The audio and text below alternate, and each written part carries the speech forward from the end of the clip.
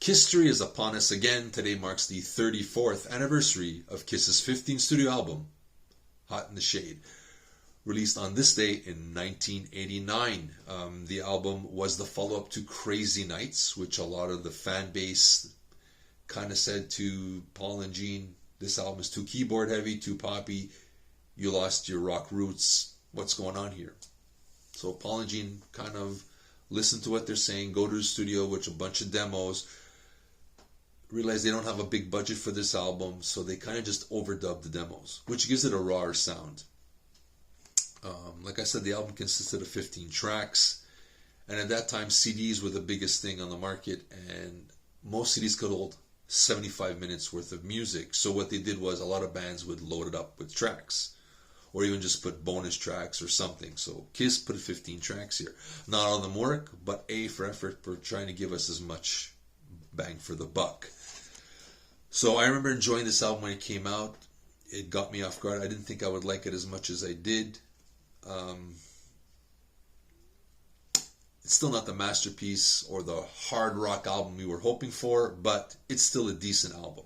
The songs I really liked on here was the album opener with the slide guitar. It's called Rise to It. Phenomenal song. Love it. Hide Your Heart is an underrated Kiss gem, but unfortunately it's been done by Ace Frehley and Bonnie Tyler and a slew of others, so it kind of lost momentum as it was released as a single.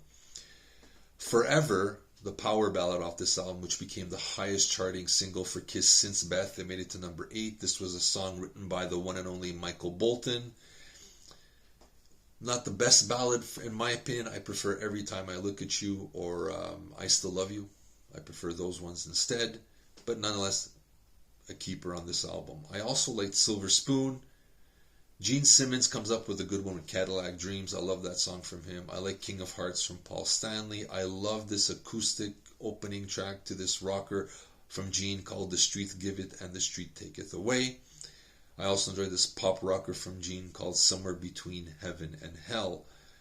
But I think the song that makes everybody happy on here is Little Caesar from the late great Eric Carr, who was their drummer, who unfortunately passed on a couple of years after this album was completed, as they were starting the sessions for the follow-up Revenge.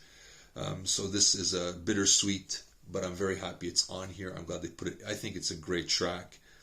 Boomerang, the hardest rocker on here, but it's not my favorite. I would have left Little Caesar on there, so I would remove Boomerang. You Love Me to Hate You, which is kind of a rip-off of Pour Some Sugar on Me.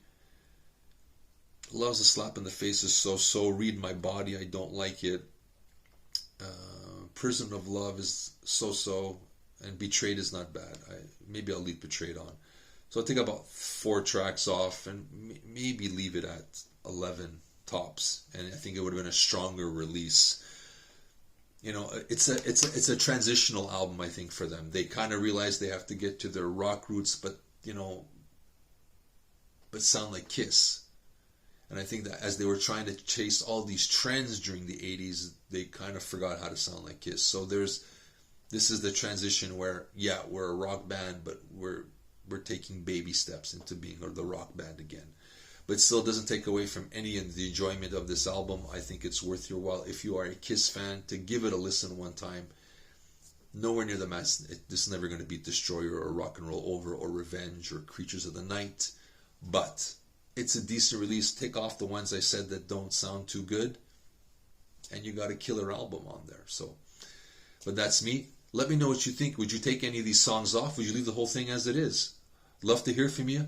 If you can, it would mean a lot to me if you hit that like button and subscribe to the channel. This is Steven with my re-review, I guess, of Kiss's 15th studio album celebrating 34 years, Hot in the Shade. See you soon, guys.